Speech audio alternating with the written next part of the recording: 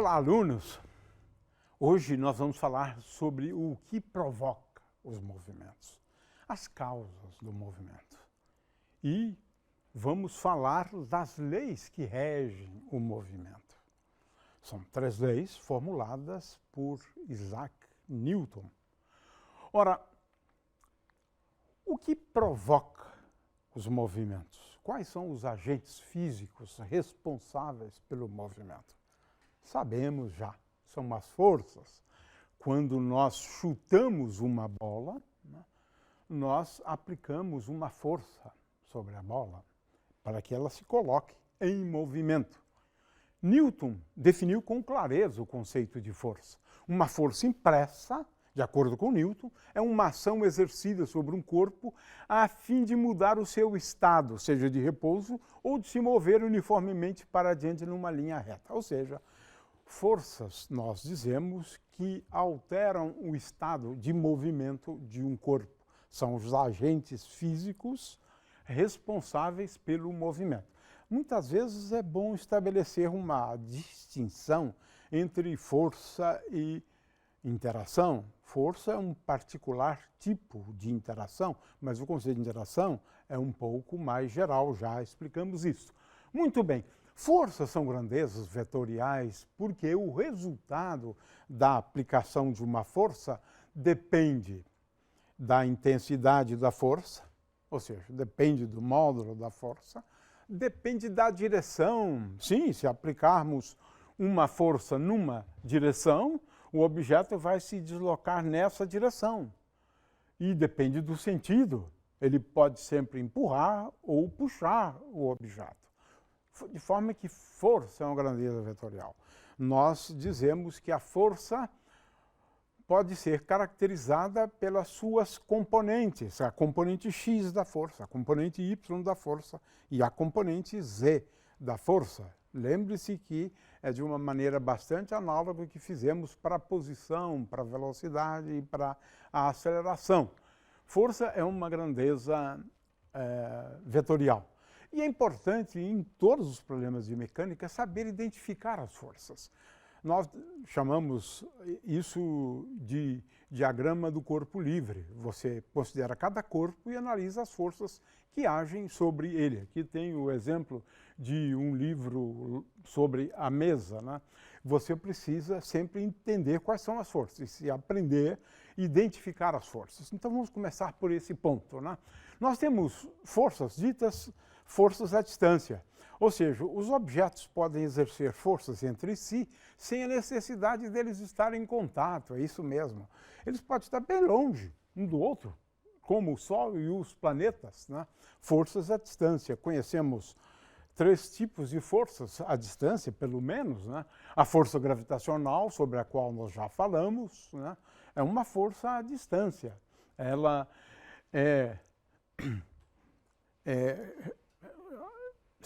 obedece à lei de Newton da gravitação universal. A força magnética, ela se refere à força sobre um objeto numa região que existe um campo magnético. Ela é dada por essa expressão, força igual a carga elétrica. Bom, ela só age sobre objetos que são dotados de carga e que têm uma certa velocidade quando estão na presença de um campo magnético. Então, força é igual a Q vezes V vetor B, ou seja, o módulo da força é igual a Q vezes o módulo de Q vezes o módulo de V vezes o módulo de B vezes seno do ângulo θ. De forma que esse é um tipo de força, força magnética, né? Temos também as forças elétricas e assim por diante.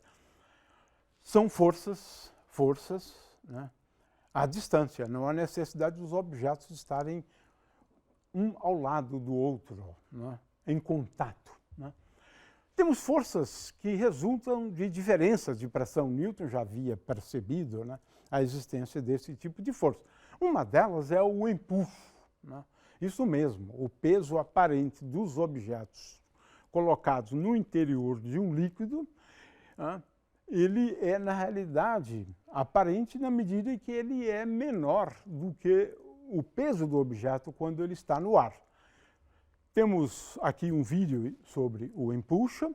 Nessa demonstração da força de empuxo, usaremos um tubo transparente contendo água, um dinamômetro de mola, que é um instrumento para medir força, e usaremos também um corpo cilíndrico de PVC.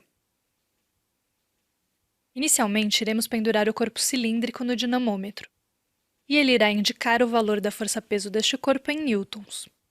Ao mergulharmos o corpo lentamente na água, vemos que a marcação da força no dinamômetro vai diminuindo gradualmente, indicando um peso aparente. Isso acontece pois, ao mergulharmos o corpo na água, ele passa a receber uma força para cima, chamada de empuxo. O empuxo é a força exercida pela água sobre o corpo devido à diferença de pressão da água da parte mais imersa e da parte mais próxima da superfície. Quanto mais ele é mergulhado, mais força de empuxo ele recebe, e o dinamômetro fica cada vez mais aliviado, como se o peso do corpo ficasse menor. Porém, o peso do corpo fica inalterado, dentro da água ou fora dela. O empuxo é que pode ser variado de acordo com o peso do líquido deslocado pelo corpo. As forças de sustentação na asa de um avião são forças também que resultam de diferenças de pressão. Temos forças viscosas quando um objeto está se movimentando no interior de um líquido. Essas forças, no caso de pequenas velocidades do objeto, essa força é dada por F igual a menos B vezes V. Ela sempre age no sentido de impedir o movimento. É por isso que tem esse sinal menos aqui, V, né? Muito bem, temos aqui mais um vídeo de forças viscosas, né? Quando uma bolinha, por exemplo, se move no interior de um fluido. Neste vídeo, iremos utilizar uma proveta contendo óleo de soja e uma seringa contendo água com corante azul. Vamos colocar os dois líquidos em interação e ver o que acontece. Como o óleo de soja é menos denso que a água, as gotas que saem da seringa formam pequenas esferas que descem através da proveta. Além disso, o óleo e a água não se misturam. Por as gotas de água serem pequenas, elas caem com baixa velocidade e logo atingem a velocidade terminal de queda, ou seja, com velocidade constante e sem aceleração. Neste regime, o peso da gota se equilibra com a força de empuxo e com a força viscosa, devido ao seu movimento com relação ao óleo. Esse regime é chamado de laminar, no qual há um movimento ordenado das partículas, onde as camadas não se misturam e a velocidade é constante. No nosso experimento, é importante destacar que as gotas devem ser pequenas comparadas com o diâmetro do tubo. Forças viscosas em esferas muito grandes ou pesadas demais não atingiriam o regime laminar dentro desta proveta. Já gotas pequenas se movimentam em regime laminar com velocidades baixas e constantes. Mas as forças importantes com as quais a gente tem que lidar no dia a dia, né, são forças de contato, isso mesmo. Quando um objeto está em contato com o outro objeto, em contato mesmo, tão em contato que os átomos de um objeto interagem com os átomos do outro objeto. São três forças, né, que a gente tem que analisar. É claro que o interessante seria analisar essas forças à luz das forças intermoleculares e interatômicas, né? Essas forças são tais que quando os átomos ou as moléculas estão muito próximas, essas forças são forças repulsivas, né? No entanto, quando você aumenta a distância entre os objetos, as forças são atrativas. Isso é importante para a gente entender aqui a força de atrito ali daquele lado e, nesse caso, a força normal, né? Então, a primeira força que a gente precisa sempre considerar é a força normal. O que é a força normal? A força normal é quando você tem um objeto colocado sobre um outro, como um livro sobre a mesa. O que acontece? Os átomos da mesa, que estão praticamente em contato com os átomos do livro, eles exercem uma força sobre os átomos do livro, no sentido de, sim, eles estão, na verdade, exercendo uma força repulsiva.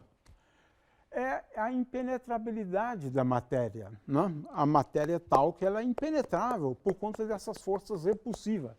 De forma que, se um objeto está em contato com o outro, empurrando o outro ou localizado sobre o outro, você deve sempre colocar a força normal. A força normal é sempre perpendicular às superfícies em contato, e a força normal sobre esse objeto, tem essa direção perpendicular às superfícies e esse sentido. E a outra tem o sentido oposto. Nós vamos ver isso depois no caso da lei da ação e da reação. Uma outra força importante é a força de atrito. Os átomos, quando eles percebem que os demais estão se afastando, estes átomos exercem forças atrativas, procurando impedir o movimento.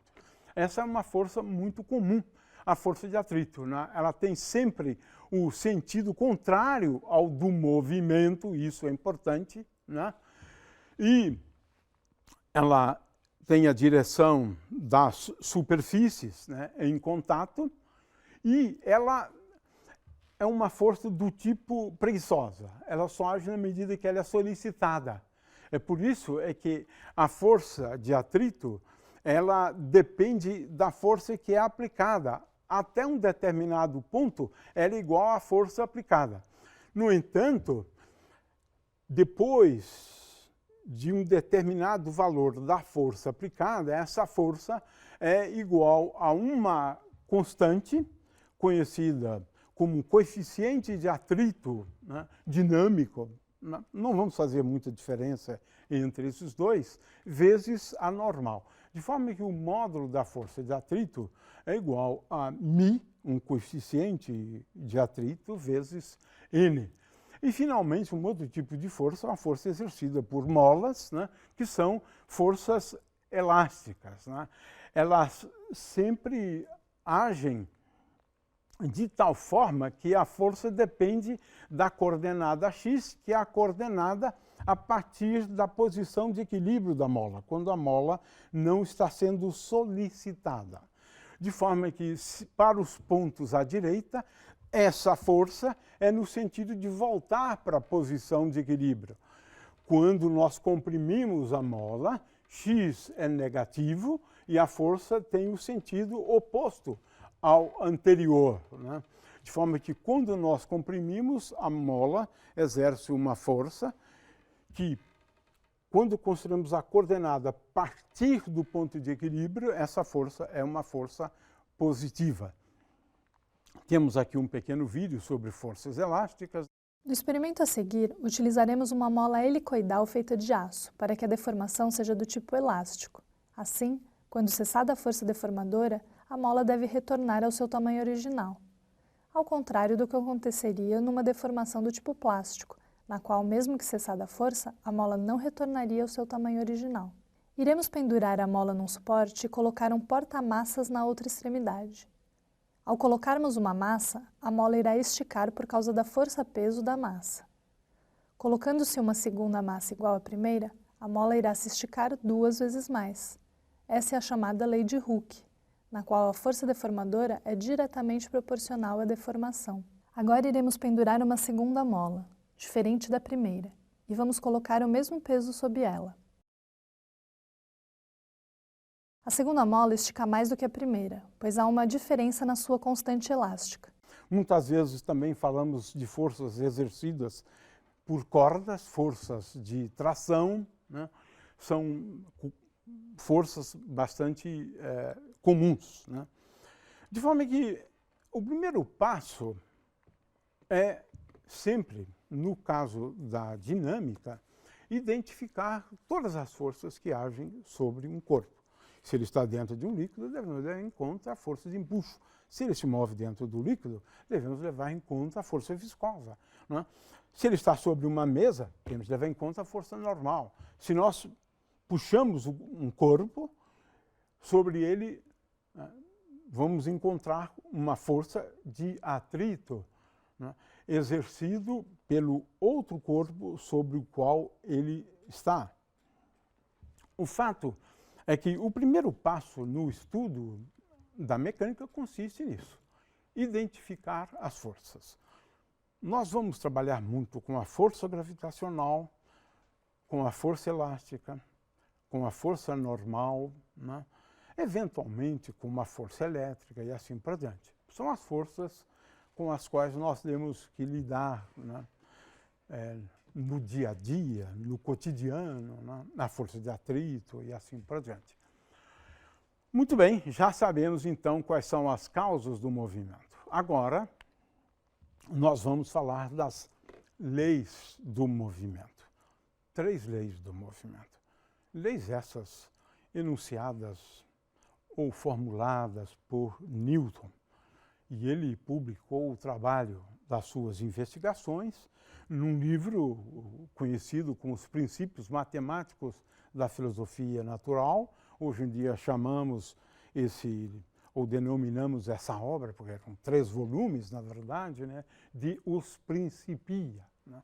Marcaram época. Ora, nos Principia, Newton enuncia as leis do movimento, além, né, do trabalho dele sobre a lei da gravitação universal. Ou seja, 2 grandes contribuições numa obra só, entendida essa obra como sendo constituída por 3 volumes, né? Muito bem, então nesse livro que se tornou famoso, nessa obra que se tornou famosa, Newton enuncia as leis que passaram a ser conhecidas como as leis da mecânica. A primeira lei, que é a mais difícil de ser entendida, né, é conhecido como lei da inércia. Olha, como ela é formulada, nós vamos apresentar agora a formulação da lei da inércia. Mas é importante entender o significado mais profundo dessa lei conhecida como lei da inércia. A lei da inércia, ela se refere a uma atitude, muitas vezes, das pessoas, né? Ou seja, permanecer como está se não for solicitado por meio de uma ação, né? É isso mesmo. Um corpo que não esteja sob a ação de uma força, ou que ele esteja sob a ação de várias forças, mas de tal maneira que a força resultante é igual a 0, então, se ele não estiver sob a ação de forças, esse corpo ele vai permanecer em repouso se ele estava em repouso. Ou ele vai ter um movimento que é um movimento retilíneo e uniforme, ou seja, a trajetória em uma linha reta e a velocidade constante. Essa é a primeira lei. Ou seja, ele tende a permanecer como está, lei da inércia. Se ele estava num movimento uniforme, ele há de continuar com o movimento uniforme se ele não estiver sendo solicitado por uma força, se nenhuma força estiver agindo sobre ele. Então, essa é a primeira lei conhecida como lei da inércia. Se refere, então, a essa característica. A lei da inércia fora percebida por Galileu. Ele afirma o seguinte: a velocidade, uma vez imprimida a um corpo, será mantida, isto, inércia, enquanto estiverem removidas as causas externas, removidas as forças, né?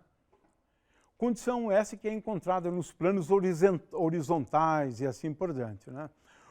Segue-se daí que o movimento em um plano horizontal é perpétuo, pois se a velocidade for uniforme, não poderá ser diminuída ou retardada e muito menos destruída. Galileu entendeu bem o princípio da inércia. Muito bem, mas temos aqui vários exemplos, consequências da lei da inércia.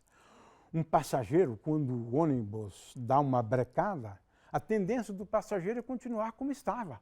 Isso, com a mesma velocidade. Quem parou foi o ônibus. Então ele continua em movimento, causando acidentes, claro. Quando batemos o cabo de um martelo, quando temos um acidente, né, são exemplos da lei da inércia. A tendência dos corpos é de continuar como eles estavam, né? Muito bem. Agora, vejam, Hoje a gente entende a lei de inércia de um jeito um pouco diferente do que foi proposto por Galileu e talvez pelo próprio Newton, né? Porque essas ideias começaram a surgir no final do século XIX. Hoje sabemos que a lei de inércia, na verdade, ela estipula, ela estabelece um conjunto de referenciais, conhecidos como referenciais inerciais. São essenciais no estudo da mecânica, os referenciais inerciais. O que é um referencial inercial? A primeira lei estabelece o que é um referencial inercial. Um referencial é inercial quando uma partícula que não esteja sob ação de forças tem um movimento retilíneo uniforme ou ela está em repouso, se ela já começou em repouso. Então, temos aqui uma definição de referenciais inerciais. Referenciais inerciais são aqueles referenciais para os quais vale a primeira lei de Newton. Isso é fundamental.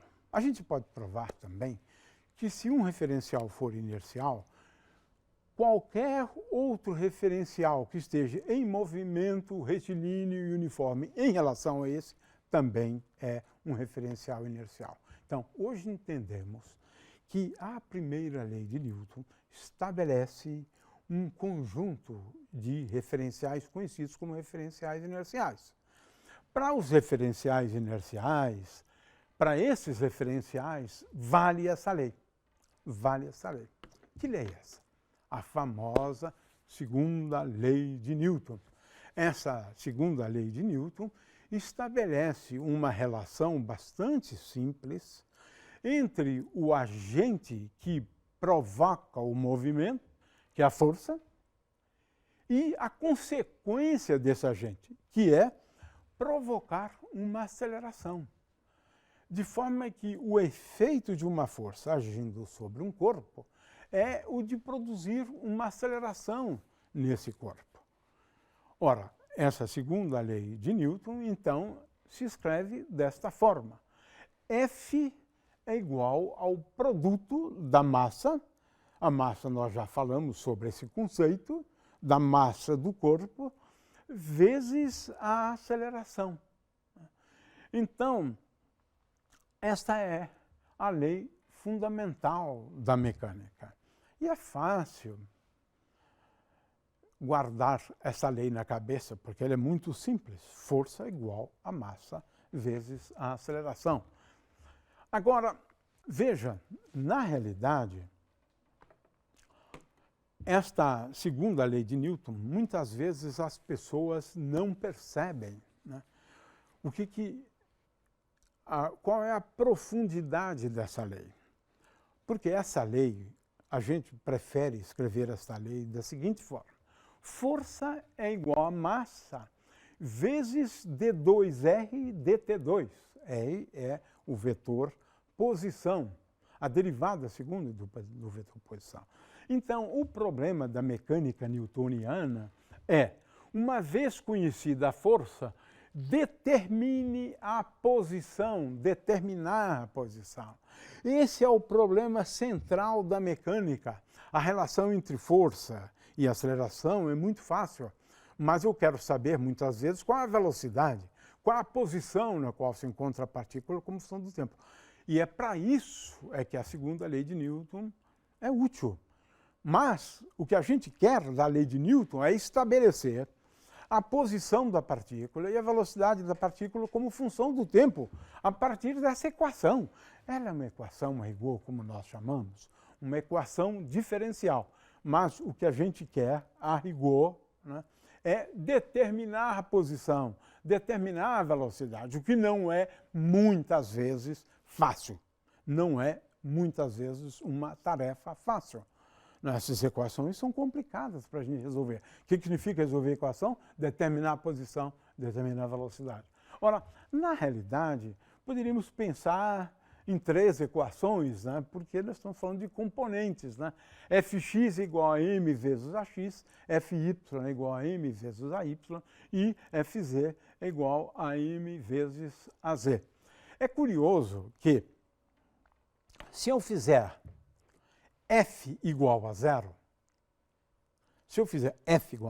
posso demonstrar que se F for igual a zero, o movimento será um movimento retilíneo e uniforme. Trajetória é uma reta e a velocidade é constante ao longo. Eu posso demonstrar isso. Então parece que a gente demonstrou a primeira lei. Não é verdade. Por quê? Porque nós já sabemos que força igual a massa vezes aceleração é válido para um sistema inercial. Ou seja, nós acabamos de conferir que, de fato, essa lei vale para sistemas, né, ditos sistemas inerciais, né? Mas o pressuposto é que essa lei só vale para sistemas ditos sistemas inerciais. Para sistemas não inerciais, a lei de Newton não tem essa forma, não. O movimento é muito mais complexo, mesmo na ausência de forças. Muito bem, então essa é uma primeira questão. A segunda questão é o seguinte: nós vamos encontrar soluções, né, para essa equação, né, F igual a m vezes d2r dt2, de tal maneira que as soluções dependem das condições iniciais. O que são as condições iniciais? A posição quando começa o movimento, no instante de tempo t igual a zero. Inicial significa isso, né? No início, t igual a zero, consideramos um instante de tempo inicial. Então, as soluções, elas são tais que eu preciso especificar a posição do objeto no instante de tempo t igual a zero, bem como a velocidade no instante de tempo t igual a zero. Ou seja, as condições iniciais têm que ser dadas. Como o movimento começou? Porque a solução depende das condições iniciais, né, que são a velocidade e a posição no instante inicial. Muito bem, a terceira lei de Newton. Esta lei também é conhecida como lei da ação e da reação. Ela, grosso modo, estipula que as forças nunca aparecem sozinhas. Não. Ela sempre aparece em dupla. Duas forças, sempre.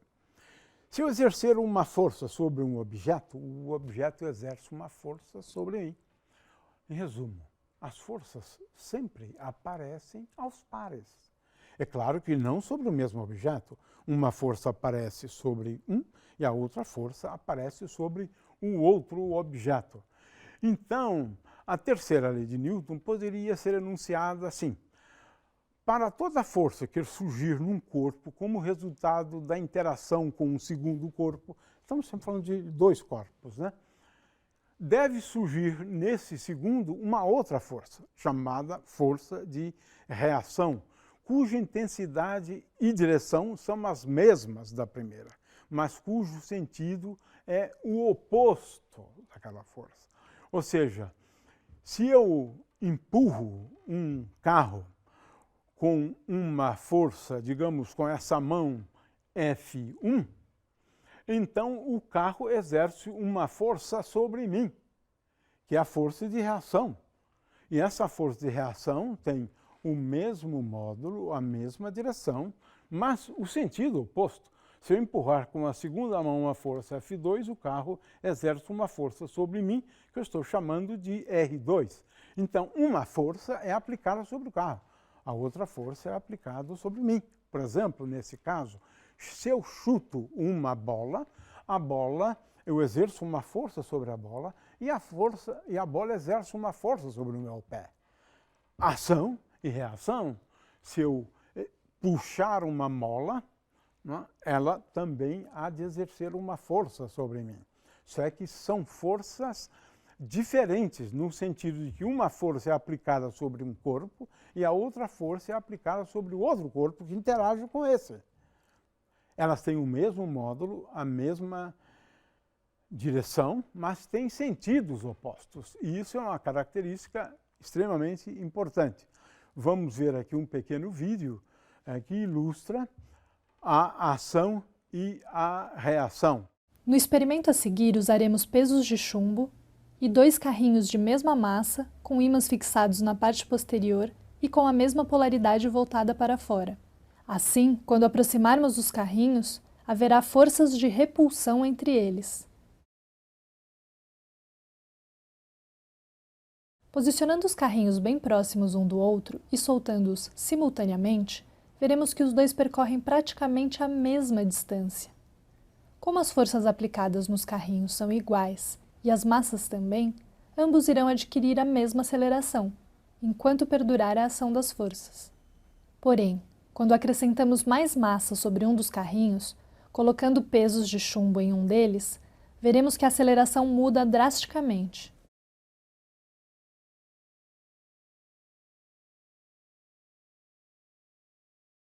Mantendo-se a força constante, quanto maior a massa do conjunto, menor a aceleração adquirida por essa massa. Esse vídeo ilustra as 3 leis de Newton de forma simultânea: a lei da inércia, a lei fundamental da dinâmica e a lei da ação e reação.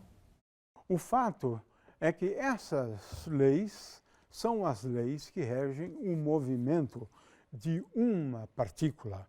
Veja que a mecânica newtoniana é a mecânica do ponto, né? No caso do movimento dos corpos rígidos, essa lei, ou uma lei análoga a essa, há de ser escrita, mas agora não em termos de força, mas em termos de momento angular e torque. O fato é que, em se tratando de corpos rígidos, nós precisamos agora de uma outra lei ou de uma outra dinâmica, né? Agora, uma dinâmica formulada em termos de forças e em termos de torques aplicados por essas forças.